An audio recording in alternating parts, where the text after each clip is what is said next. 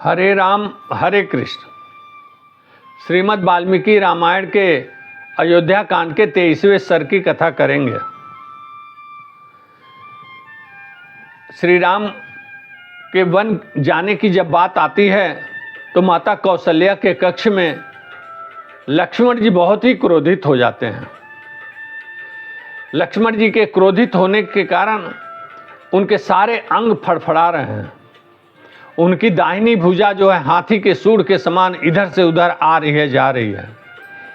उनके गर्दन जो है शरीर से अलग हिल रहे हैं, कभी आगे हो रहे हैं, कभी पीछे हो रहे हैं, कभी बाएं हो रहे हैं, कभी दाहिने हो रहे हैं। पूरा शरीर उनका क्रोध के मारे पूरा अंग उनका हिल रहा। और ऐसी अवस्था में क्रोधित होकर के वो कहते हैं, भैया श्री राम, आप जो वन जाने का निर्णय ले रहे हैं, निर्णय कर रहे हैं, वन जाने को जो उचित बता रहे हैं और वन जाने को तैयार हैं, वो उसका कारण यह है कि आप महाराज के आदेश का पालन इसलिए कर रहे हैं कि आपके महाराज के आदेश का उल्लंघन करके अगर आप राजा बन गए तो आप सोचते हैं कि सारी प्रजा आपके खिलाफ हो जाएगी और प्रजा सोचेगी कि जो व्यक्ति अपने पिता के बातों का उल्लंघन करके राजा बना है उसके बातों पर कैसे विश्वास किया जाए। तो आपकी प्रजा भी अधर्म का पालन करेगी। आप ऐसा सोचते हैं, इसलिए आप जो है बन जाने की बात कर रहे हैं। और भैया आप दैव संयोग बता रहे हैं, दैव का जो विधान बता रहे हैं, तो पुरुषार्थी लोग दैव का विधान नहीं बताते। जो पराक्रमी और पुरुषार्थी होते हैं वह दैव को नहीं मानते। तो आप तो स्वयं एक बहुत बड़े पराक्रमी पुरुष हैं, आप कैसे दैव के विधान को मान रहे हैं। मैं कतई इस बात को नहीं मानता कि दैव के विधान के अनुरूप कोई काम होता है। भैया हमेशा अपने पराक्रम और पुरुषार्थ से काम होता है, दैव के अनुरूप नहीं होता है। जो पुरुषार्थी और पराक्रमी होते हैं वो दैव को नहीं मानते। और आप मुझे बस आज्ञा दीजिए, मैं चाहता हूँ कि आप विश्वास करिए कि मेरे रहते इस पृथ्वी का कोई भी भूपाल आपको राजा बनने से रोक नहीं सकता। और मुझे महाराज दशरथ से क्यों न युद्ध करना पड़े, महाराज को से युद्ध करके मैं आपको राजा बनते हुए देखना चाहता हूँ। महाराज और आपके बीच जब युद्ध होगा तो मैं आपके पक्ष में रहूँगा।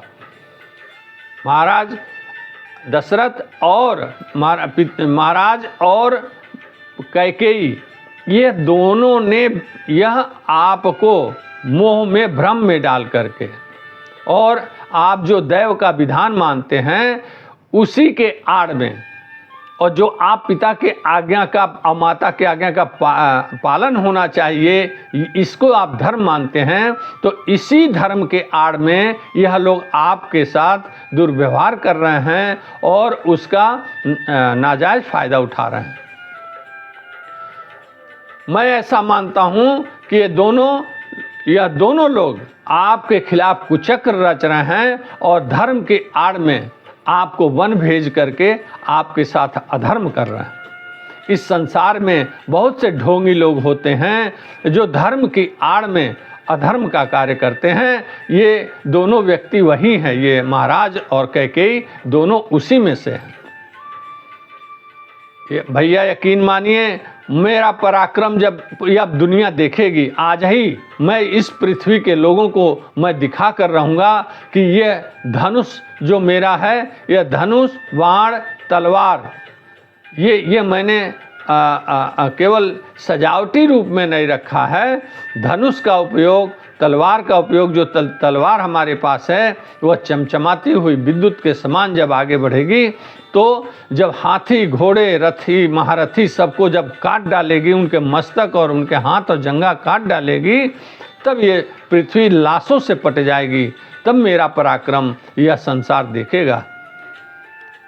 मैं कतई मेरे रहते आपको राज्य से कोई भी हीन नहीं कर सकता।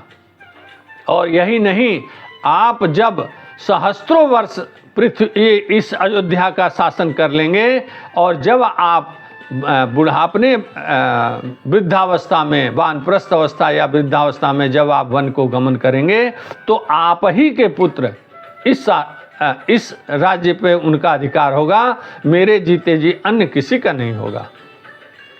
इतनी बातें जो रोष में कहते हुए और लक्ष्मण जी दैव के जो संयोग को, दैव के विधान को नकारते हुए वह लड़ने को तैयार हो जाते हैं और अपने पुरुषार्थ और पराक्रम की बात करते हैं। और यह भी कहते हैं कि भैया श्री राम कायर लोग होते हैं, वो लोग जो दैव का विधान मानते हैं। पराक्रमी लोग और जो पुरुषार्थी होते हैं वो दैव का विधान नहीं मानते हैं। ये सारी बातें कहते हुए लक्ष्मण जी एकदम आवेश में और श्री राम के आगे जो है युद्ध करने को एकदम आमादा हैं कि मैं किसी भी प्रकार से इस राज्य को, भैया आप राज्य सिंहासन पर बैठिए, अपना अभिषेक करवाइए, जो सामग्री एकत्रित की गई हैं इन्हीं सामग्रियों से अपना अभिषेक कराइए और मैं द्वार पे खड़ा रहूँगा, मैं सबको रोकूंगा और जो सामंत और भूपाल मुझसे लड़ना चाहें वो आए, मैं युद्ध करने को तैयार हूँ और मैं सब यहाँ रथियों महारथियों से विहीन कर दूंगा सबको।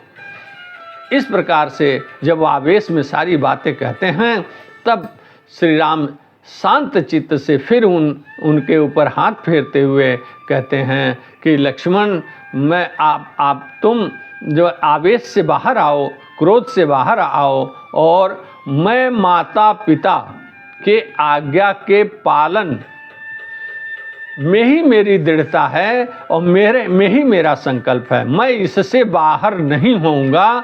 इस बात को तुम नोट कर लो, इस बात को तुम गांठ बांध लो। मेरी पूरी जो निष्ठा माता पिता के आज्ञा के पालन करने में ही है। इस प्रकार से लक्ष्मण तुम भी मेरे मत का सम्मान करो और मेरी बातों को समझो और मेरी बातों की सहमति तुम भी अपने मन में लाओ। और माता पिता का सम्मान ही सर्वश्रेष्ठ सम्मान होता है। माता पिता का आग्रह कैसा भी हो, आदेश कैसा भी हो, आज्ञा कैसा भी हो, उसका पालन करना चाहिए। इतना कहते हुए श्री राम लक्ष्मण को समझाते हैं। 23वें सर्ग में कथा यहीं समाप्त होती है। अगली कड़ी में हम 24वें सर्ग की कथा करेंगे।